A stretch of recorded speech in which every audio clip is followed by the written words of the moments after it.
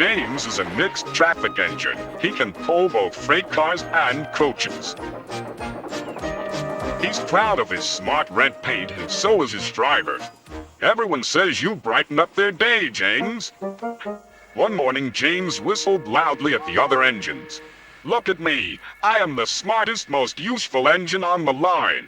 Rubbish, replied Thomas. We're all useful. Sir Topham Hatt says so, and he's head of the whole railway. You know what, James? Added Percy. What? Replied James. You're getting all puffed up. James huffed away. Later, he was still boasting. I'm the pride of the line. I saw you pulling freight cars, snorted Gordon. You're only a goods engine. I pull coaches, too. Not as much as I do. But Sir Topham Hatt has plans for me. James was only making this up, but Gordon believed him. What plans? Wait and see. Oh dear, he thought. Now what'll I do? Thomas was shunting shining new coaches. Good morning, James. Are those coaches for me? Asked James hopefully. No, these are for Gordon's Express. I'll fetch your freight cars next. But James was going to play a trick on the other engines. Actually, Thomas, I'm taking the coaches. Sir Topham Hatt asked me to tell you. What about the cars? Asked Thomas. Give them to Gordon. Come on, Thomas, said his driver. Orders are orders. So when James's driver returned, James was coupled to the coaches and he puffed away.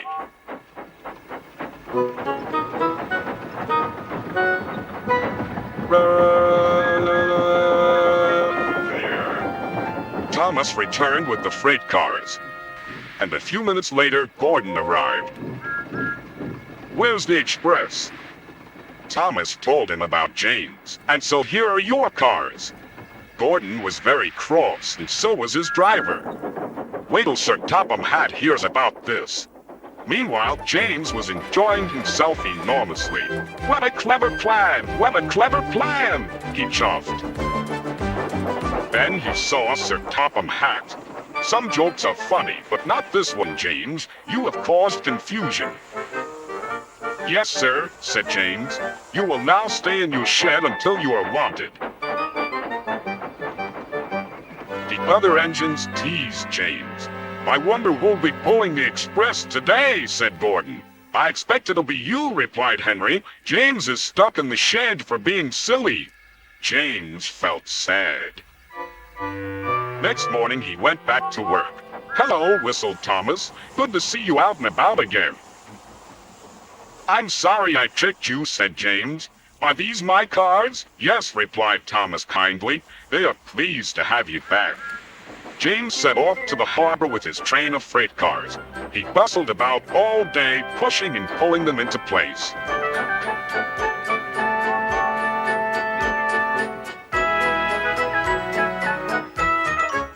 Time to go home now, James, said his driver at last. No cars or passengers, just we two. But his driver was wrong. Excuse me, called the man. I have a meeting with Sir Topham Hatt and I mustn't be late. May I ride back with you? Of course, replied James's driver. Then he whispered to James. This gentleman is a railway inspector. James was most impressed. He steamed along the line as smoothly and quickly as he could.